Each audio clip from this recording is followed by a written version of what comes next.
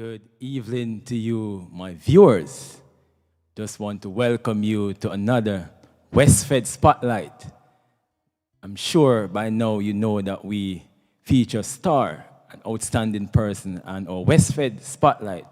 This evening, we are delighted and happy to have as our guest, President for the West Jamaica Conference, with responsibility for community service. Also, he is the director for the Word of Hope, that television broadcast. You can watch it each Sunday morning.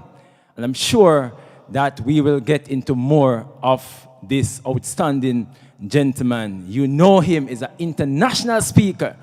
I just want to welcome you, Pastor Samuel, to our Wesfed Spotlight. We are happy to have you in the spotlight this evening, Pastor Samuel. Thank you, Sir Westmoreland, Federation King and Chief, and I am delighted to be with you and to share with the youth folk from the platform and all the viewers to your program. Happy to have you, sir.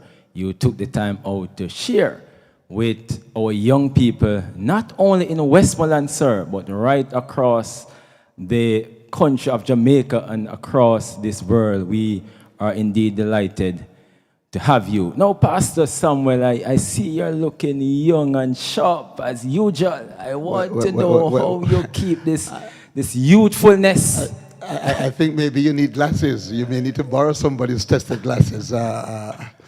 Somehow something's wrong with your sight, you know. I'm not sure about the sharp and the youthfulness, but we thank God for his blessings and his mercies. We thank God for that. Now, Pastor Samuel, we want to go right, because a lot of persons know you as an international speaker. They know you right across this world, but we're not going to talk about the speaking this evening. But Praise the Lord. But we're going to talk now, Pastor Samuel, about where this started, where it began. Because I'm sure that it must started somewhere. Now we are highlighted right across the world as the most, as the evangelists across the world, the international evangelists. I'm sure that it started somewhere, Pastor Samuel. Talk to us. Well, I was born in one of the finest places God ever made, the friendly Republic of Burnt Savannah in St. Elizabeth. Now, I know you weren't born there, and we feel sorry for you, but we do extend citizenship by extension. But yes, I was born in Burnt Savannah, raised in Burnt Savannah. My background, we were Methodists. Well, I was shared between Methodists, Anglicans, and Baptists. That's my religious roots. And so in terms of where it began, I was brought up as a Methodist. My mother and her mother's mother were Methodists, and my mother's aunt and other relatives were between Anglicans and Baptists. So that's my background. But in terms of my Adventist heritage, I was the first member of my family to become an Adventist in a community that was hostile to Adventism. Pastor Leslie Henry Gunter, blessed be his memory. He is my spiritual father in so many ways. He came to a community that was hostile to what he was preaching, but he was solidly biblical, grounded in the Word. And it impacted those of us who were mischief makers and troublemakers who went to the Adventist meeting place to make trouble, because we felt that these were outsiders coming in to disturb the religious connection that we share. So that's my background in a nutshell. Yeah, so you're from Burnt Savannah, St. Elizabeth. That's correct. And they would say St. Elizabeth is a breadbasket. Yes. But talk to us, though, Pastor Samuel, about your upbringing in that community. I'm sure that as a youth, you would live out your youthfulness. Talk to us about your early development in Burnt Savannah. You mean a stubborn little boy? My mother would tell you that, stubborn, but sheltered somewhat. I love football. I was a member of the primary school football team. I went to hospital once in my life because of football, slide tackling and stuff, and hit my big head on a rock. That was, you know, the field had grass, but the rock seemed to have been close to the surface. But yes, we grew up in a closely knitted community where, you know, anybody could beat your son or daughter or your grandchild if they were caught misbehaving. That's the kind of community and the relationship in the community. Everybody knows I love dumplings and stuff. I love football. I used to play a little cricket here and there.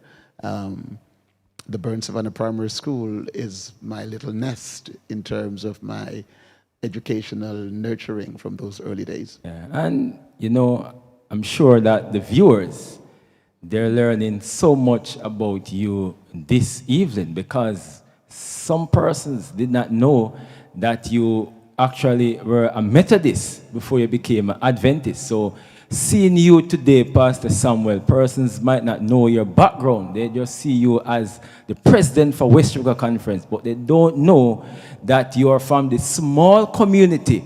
Some person might be thinking then that you might be elsewhere, but today, would you say that you're a successful man in the Seventh-day Adventist Church, based on where you're coming from? I wouldn't use the word success. I can't claim that. I think that God has blessed. And I give him thanks for the journey of my life, for the blessings along the journey. And I would tell anybody that even if you are a second-rate individual struggling with a third-rate assignment, God can help you do a first-class job if you are totally surrendered. And I don't even know if I was totally surrendered. I tried to surrender because surrendering is always a challenge. But there is a willingness to keep one's life in God's hands, to keep trusting him, to keep pressing on. The Adventist church in the 1970s was hated by the community because there was only one Adventist family in the entire community. And Pastor Gunter was brave to have come in there. He brought in persons from Williamsfield Church, the mother church. There was no church at Mountainside. The next one was at Lacovia, and these were miles apart. And so you grew up in that context, and you were sheltered then. And after a while, you were ostracized. So you learn hostility, you learn all kinds of stuff. People are always, you know, growing and learning. And I have learned from my early days not to be bitter against anybody. I've come close to being bitter against people sometimes. But looking at how God has led, I would say that I wish I could do more. And there's always more. There's always a higher heights to climb to in one's spiritual life, in one's relationship with God, in one's passion for the lost. No, I would see success, Pastor, because a lot of persons talk about success, but in a different context. They see success of you driving a nice car, building a nice house. But and that's why I make sure I drive a small car. Yes, because you're in the church, Pastor, and you could have been elsewhere sharing your talent or your gift, but you remain in the church. And the reason why we want to get this out, viewers, because Pastor Samuel is here as a living testimony to show that despite of your background, despite the community you're from, you can remain in the church and remain firm. In my, I think, late 20s, I was invited by a certain political party to run for the seat in my community. There were persons, nurses, doctors, police persons, and others who came pleading with my mother to convince me. But somebody said, if God has called you to be his servant, then don't stoop to be a king. And so yes, people look for success or measure success in different areas. And we ought to be thankful. Even the man with one leg ought to be thankful because there's somebody with none. So it depends on how you look at success. It depends on your worldview. It depends on what you measure. For me, life ought to revolve around helping somebody else to be better than you find them, better than you see them, helping someone who's struggling to climb a little higher, helping someone to have a more productive day, a more fruitful life, whether that person is a youth on the corner or even somebody, a professional. There's always room. And God, I've read the story about the lion and the mouse. And you're never too small to be able to help somebody else. Neither are you too big to accept help from somebody else. Now, Pastor, talk to us about your parents, because I'm sure that they would have played an integral part in your life as you grew up in that community. Talk to us about your parents. I don't know what I'll do the day my mother closed her eyes. I buried my father some years ago, and my parents weren't married, and so I shared two homes. My father, at the point of his death, I met with my other siblings from, number of sides, and one of them, they were counting up the connections we have, the siblings, and when they got to 24, I said, don't tell any lie on the dead. 24, you talk about 24 siblings, or what you talk about? My father has about 25 or 26 children. As viewers. You heard what Pastor Samuel just said? 24 of them. Yes, I met one of my sisters just earlier this year. But the ones that I know, we're pretty close. As a matter of fact, when I was baptized, I knew some of them before I got baptized. One day I was coming from church after the divine service, and I saw 3 young men riding a cycle. You get to the incline, the hill, and they dismounted. And the minute I saw them and they saw me, we started smiling at each other because we just knew that we were brothers. You can't miss. And so we at his burial, I took pictures with most of them, because we weren't living in the same community, with most of them who were there, and I treasured those pictures. But my mother, I can't say thanks enough to God. And I would say to mothers who struggle to raise their children, my father would make sure that you have stuff to eat, but the finer stuff of moral development and those stuff wasn't his thing. But my mother spanked me once in my life because somebody told a lie on me, and that's why to this day I hate liars. I pray for them and I'll baptize them to make them tell the truth. But she would use her eyes to correct me. As a Methodist, if I know I can't sit in certain group if that group is chatting in church. Just one look, she used to be in the choir, just one look at me and I have to move to sit someplace else. She grew us with that rigid discipline, and yet never, my brother, my father's first child, my mother's first child, he got all the beating. And so I learned there's something you don't have to experience. You can learn from the mistakes of others. Yes. No, Pastor, your high school. Blessed be Lacovia High School. Yes, I go there every now and then. I go. They won't let me rest. Every function, every stuff, I'd go by to speak for their graduation, to speak for their prize giving, to speak for their motivational stuff, and I'll stop by now and then to give some stuff as I can give. I'll get some stuff, and especially in the pandemic stuff, I'll drop off tablets and stuff for them. And I do maintain a good relationship with Lacovia. So Lacovia would have contributed a lot in your life, and you remember your roots. Now, Pastor, I'm sure that our viewers, the young people across the parish of Westmoreland, I'm just to tell you that we're having a conversation with Pastor Samuel and our Wesfed Spotlight. For those of you who are just joining us, please share the link and just call your neighbors, call your friend. We're having a wonderful conversation with Pastor Samuel, the president of the West Africa Conference. Pastor Samuel, talk to us.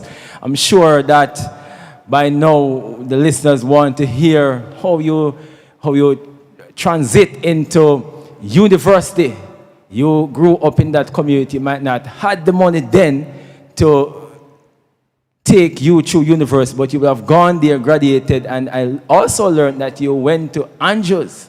Talk to us about university, your days, your transforming into university. I'm a living witness that God is able to fulfill what he promised. Somebody said, God will do what he said he will do. My parents couldn't afford to send me to college. My mother never had it.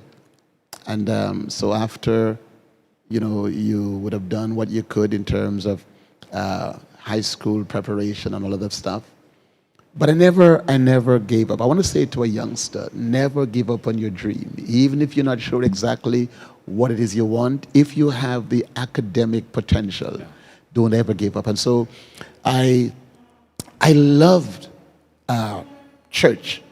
And after I was baptized, 31 of us were baptized together, 1972. You weren't, you weren't around then. Yeah. At that time, we decided, since the entire community was hostile to us, we decided we would stick together, we would mentor and nurture each other to help each other stay in the church. And in the process, we would go after other young people. So that church, Burnt Savannah, grew from that 31. Remember I said to you, there's only one other family. We grew from 31, it was Simon and his two boys, from 31 plus 3, 34, to 100 in a few months, because we were dead set, heaven set on winning our companions. And so when Hugh Dawes, who was our federation president, youth federation president, I love federation, I love youth stuff. He came to my mother and said there's a tent that was going to be at Santa Cruz, and they wanted me to be a Bible worker. I said, what's that? They said, well, the same way you are bringing in your young companions. What age that was, Pastor Samuel? In your teens? I was in my late teens, yes. In my late teens.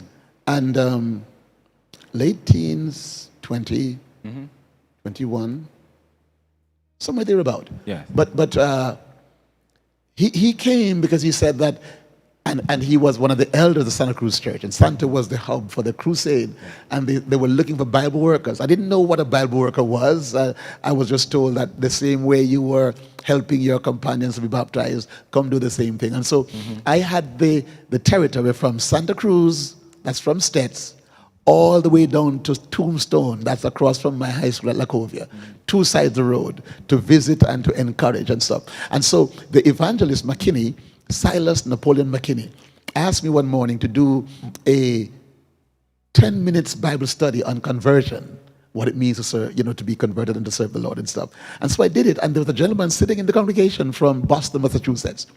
He walked over to me at the end of the presentation and asked me what college I went to. My mother taught me not to talk to strangers, and so you answer a question using words without giving away anything.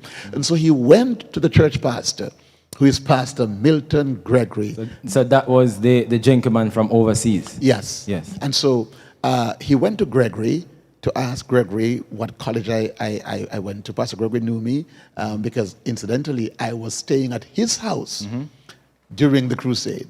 And so he came to my house. He came to root me up from my mother's skirt tail. He and Hugh Dawes. He and Hugh Dawes, is Milton Gregory do it. He came to root me up the first time ever leaving my mother's house. And so that stranger with Pastor Gregory, behind my back, went to West Indies College, paid my college tuition. Hold on. Before I applied to college. Hold on, Pastor Samuel. You're saying he went to, well, it was not NCU then. It was IIC, West Indies College. Yes, and he paid your tuition fee. He and Pastor Gregory went up to the college. They made the arrangement, and he made the deposit on my education when I have not even applied. Hold on. Viewers, listen. And I'm speaking to our young people at this time. You see, my grandmother would tell me that manners carry through this world without a penny. My great-grandmother said that too. And Pastor Samuel is here as a living testimony to show that when you remain in the church, when you serve Christ, things can happen. I don't preach about a God who is trying. I preach about a God who is able with a capital A. I tell folk, I don't know what God will do in your life. I don't know how he's going to do it. But what I do know, he will keep his word. So it began dear Pastor Samuel. Yes. And so when finally I went, my school fee was, not only did he pay my school fee, but you know, as a poor person, I have an eye and an ear for poor people. And there were struggling students. So I had enough pocket money to help my fellow classmates who couldn't find lunch, who couldn't find bus fare. From what I have, I shared a little with them. And we built a bond throughout my college life. Yeah. Today, Pastor Samuel, you would have served as district pastor, you have served as director, you serve at the union. And here you are today, serving as the president of the West Jamaica Conference. You're still able to touch the ordinary man out there. You're still able to understand what people are going through. How do you deal with this, Pastor? Having so much churches, this responsibility, how do you remain humble? I don't know how else to live, because you see, I can't forget where God has brought me from, where he's taking me from. Yes. And my conviction is that every blessing that you receive is intended to help somebody else. I heard Ronnie Twaits with a phrase while he was on the radio, and I have made it my own. The rising tide lifts all the boats in the harbor. So if you have little boats in the harbor and the tide is rising, then the rising tide lifts all the boats in the harbor. Life is about understanding who God is, understanding who you are, and understanding God's purpose for your life. The greatest discovery that any one of us can make is to discover God's purpose for our lives. Amen. And when you discover that, when you know who you are, when you know that you are nothing without God, there's nothing to boast about. There's nothing to have this inordinate pride about. I am humbled every day by that, the fact that God could condescend to work with a barefoot country boy. I remember my school days. Yeah. I couldn't afford school bag, you know, and so you get a plastic bag and you put the 2 exercise book in there, and you put it inside your car key. Young people don't know what you're talking about there, man. Yeah, man, you get them have John Sport, and them have them expensive school bag and Clarks, backpack. Clarks going to school. No, there, man. yeah. So that you have one exercise book for 2 subjects. Maths and English. You have another one for history and social studies, and you couldn't afford one book for one subject, you know. I mean, them finish fast, but I mean, that's what you could afford. And you go into school, you put your books in the plastic bag. When rain come, you don't have bus fare. Yeah. So you don't want the books to get wet. You push them inside your bosom and hug them up and run through the rain and run home. And mommy would take iron and dry the car key, because it's the same when you go away tomorrow morning. Pastor, you know, as we have this conversation, and I'm sure that our young people right across this West Jamaica Conference, they're listening to you. What do you have to say to a young man or a young lady who are saying that, boy, things not now go on, so boy, I resort into crime and prostitution? What would you have to say to such person? Because I know you would have gone through that journey. Talk to young people out there, Pastor. If you value yourself, know this: no matter how broken you are, no matter how messed up you are, no matter how hopeless you think you are, God has a value on your life and a purpose for your life. My conviction is, as is borne out by my own journey, there is no mountain that God can't help you climb over, around. There is no Red Sea too broad that God can't part it if you are determined enough to make something worthwhile of your life. All that God wants, is for your willingness to say, yes, Lord.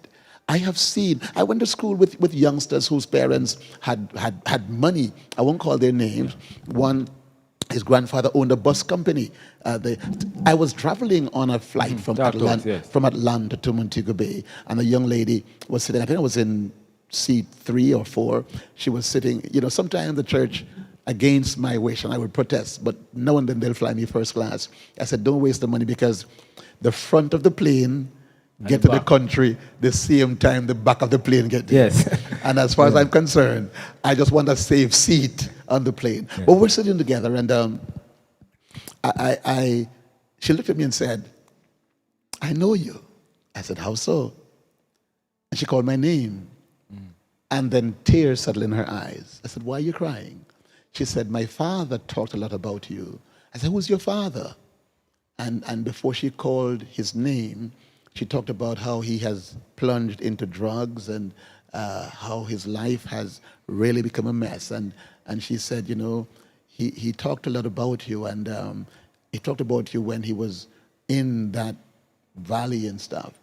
He was one of the chaps that was in my class. Mm-hmm. Those guys would drink Heineken for lunch. Heineken? Yes, because they had money, their parents had money.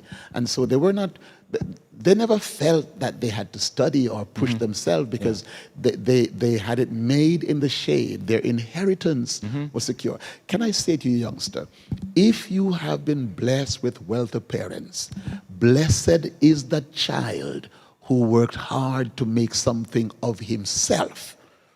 God has given you intellectual capacity. Build on it.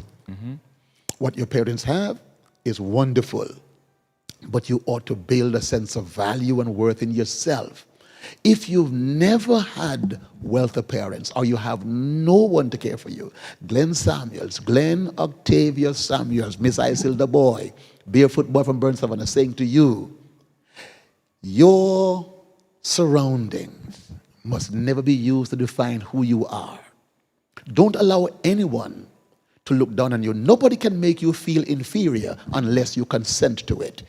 God sees you as valuable. My question is, do you value yourself? Because there is no brokenness you have that God can't mend. No one is so low that God can't lift you up. And the same God who, unknown to me, provided a stranger. I called his wife, I called her my mother, because I buried Oscar some years ago. I flew in to Boston. I landed at an airport in snow, and I had one more flight to make. And I slept there at the night because the flight couldn't take off because of the heavy snow. I got to the church and changed my clothes inside the car and rushed to the pulpit to do. And I'm saying to a youngster that I know we're running out of time. Yeah. And I have, as you would know, another assignment before the next assignment.